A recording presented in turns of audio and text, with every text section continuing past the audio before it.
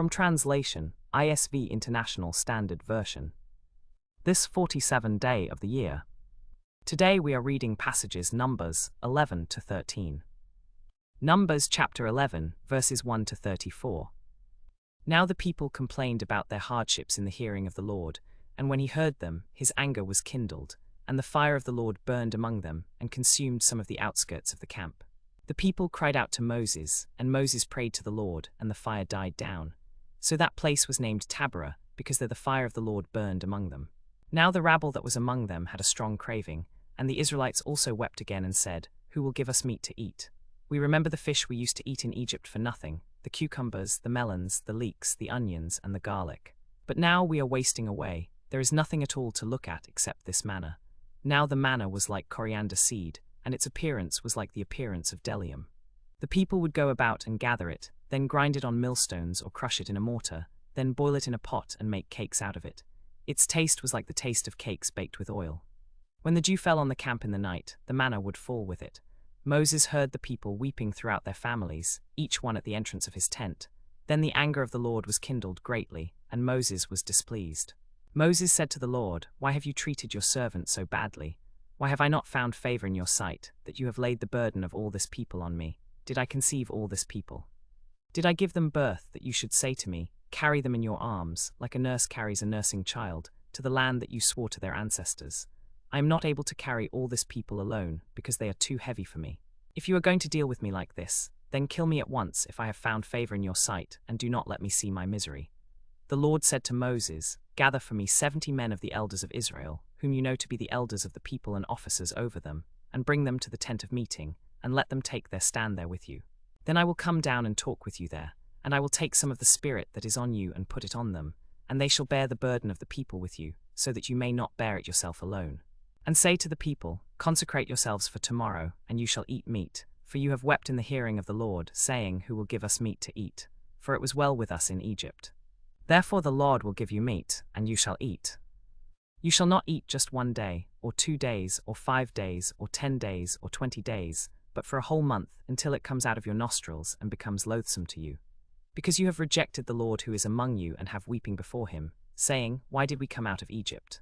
But Moses said, The people, among whom I am, number 600,000 men on foot, and you have said, I will give them meat, that they may eat for a whole month. Shall flocks and herds be slaughtered for them, to suffice them? Shall all the fish of the sea be gathered together for them, to suffice them? And the Lord said to Moses, Is the Lord's arm too short? Now you shall see whether my word will come true for you or not. So Moses went out and told the people the words of the Lord, and he gathered 70 men of the elders of the people, and placed them around the tent. Then the Lord came down in the cloud and spoke to him, and took some of the spirit that was on him, and put it on the 70 elders. And when the spirit rested on them, they prophesied, but they did so no more. But 2 men remained in the camp, one's name was Eldad, and the other's name was Medad, and the spirit rested on them. Now they were among those registered, but they had not gone out to the tent, and so they prophesied in the camp. And a young man ran and told Moses, Eldad and Medad are prophesying in the camp. And Joshua the son of Nun, the assistant of Moses, one of his chosen men, said, My lord Moses, stop them. But Moses said to him, Are you jealous for my sake? Would that all the Lord's people were prophets, that the Lord would put his spirit on them. Then Moses and the elders of Israel returned to the camp. And a wind went out from the Lord and drove quail from the sea, and let them fall beside the camp, about a day's journey in this direction, and a day's journey in that direction, around the camp, about 2 cubits high on the ground. And the people gathered all the quail they wanted. But while the meat was still between their teeth, before it was consumed, the anger of the Lord was kindled against the people, and the Lord struck the people with a very great plague. So the name of that place was called Kibroth-Hattaavah, because there they buried the people who had craved. From Kibroth-Hattaavah the people journeyed to Hazeroth, and they remained at Hazeroth. Numbers chapter 12, verses 1 to 15. Now Miriam and Aaron spoke against Moses because of the Cushite woman whom he had married, for he had married a Cushite woman. And they said, Has the Lord indeed spoken only through Moses? Has he not spoken through us also? And the Lord heard it. Now the man Moses was very meek, more than all people who were on the face of the earth. Suddenly the Lord said to Moses, Aaron, and Miriam, Come out, you 3, to the tent of meeting. And the 3 of them came out. And the Lord came down in a pillar of cloud, and stood at the entrance of the tent, and called Aaron and Miriam, and they both came forward. And he said, Hear my words. If there is a prophet among you, I the Lord make myself known to him in a vision. I speak with him in a dream. Not so with my servant Moses. He is faithful in all my house. With him I speak mouth to mouth, clearly, and not in riddles, and he beholds the form of the Lord. Why then were you not afraid to speak against my servant Moses? And the anger of the Lord was kindled against them, and he departed. And when the cloud removed from over the tent, behold, Miriam was leprous, as white as snow. And Aaron turned toward Miriam, and behold, she was leprous. And Aaron said to Moses, O my Lord, do not punish us because we have done foolishly and have sinned. Let her not be as one dead, whose flesh is half consumed when he comes out of his mother's womb. And Moses cried to the Lord, O God, please heal her, please. And the Lord said to Moses, if her father had but spit in her face, should she not be ashamed 7 days? Let her be shut out from the camp 7 days, and after that she shall be brought in again. So Miriam was shut out from the camp 7 days, and the people did not set out on the journey until Miriam was brought in again. And after that the people set out from Hazeroth, and they camped in the wilderness of Paran. Numbers chapter 13, verses 1 to 33. The Lord spoke to Moses, saying, Send men to spy out the land of Canaan, which I am giving to the people of Israel. From each tribe of their fathers you shall send a man, every one a chief among them. So Moses sent them from the wilderness of Paran, according to the command of the Lord, all of them men who were heads of the people of Israel. And these were their names: from the tribe of Judah, Caleb the son of Jephunneh; from the tribe of Issachar, Igal the son of Joseph; from the tribe of Ephraim, Hoshea the son of Nun; from the tribe of Benjamin, Palti the son of Raphu; from the tribe of Zebulun, Gadiel the son of Sodi; from the tribe of Joseph, namely the tribe of Manasseh, Gadi the son of Suzi; from the tribe of Dan, Amiel the son of Gemali; from the tribe of Asher, Sether the son of Michael; from the tribe of Naphtali, Nabai the son of Vophsi; from the tribe of Gad, Jewel the son of Machai. These are the names of the men whom Moses sent to spy out the land, and Moses called Hoshea the son of Nun Joshua.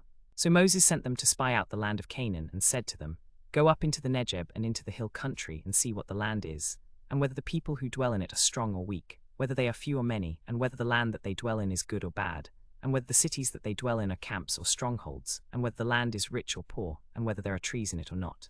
And be of courage, and bring some of the fruit of the land. Now the time was the season of the first ripe grapes. So they went up and spied out the land from the wilderness of Zin to Rehob, near the entrance of Hamath. And they went up into the Negeb and came to Hebron. Ahiman, Sheshai, and Talmai, the descendants of Anak, were there. Hebron was built 7 years before Zoan in Egypt.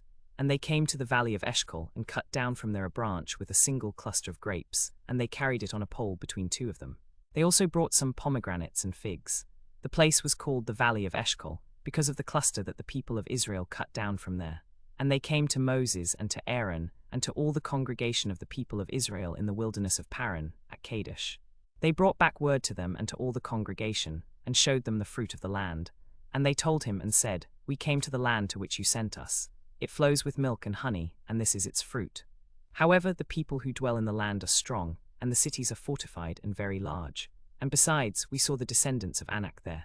Amalek dwell in the land of the Negeb. The Hittites, the Jebusites, and the Amorites dwell in the hill country, and the Canaanites dwell by the sea and along the Jordan. Then Caleb quieted the people before Moses and said, Let us go up at once and occupy it, for we are well able to overcome it. But the men who had gone up with him said, We are not able to go up against the people, for they are stronger than we are. And they brought to the people of Israel a bad report of the land that they had spied out, saying, The land, through which we have gone to spy it out, is a land that devours its inhabitants, and all the people that we saw in it are of great stature. And there we saw the Nephilim, the sons of Anak, who come from the Nephilim, and we seemed to ourselves like grasshoppers, and so we seemed to them. Then the people wept that night, and all the congregation grumbled against Moses and Aaron. The whole congregation said to them, Would that we had died in the land of Egypt, or would that we had died in this wilderness. Why is the Lord bringing us into this land, to fall by the sword?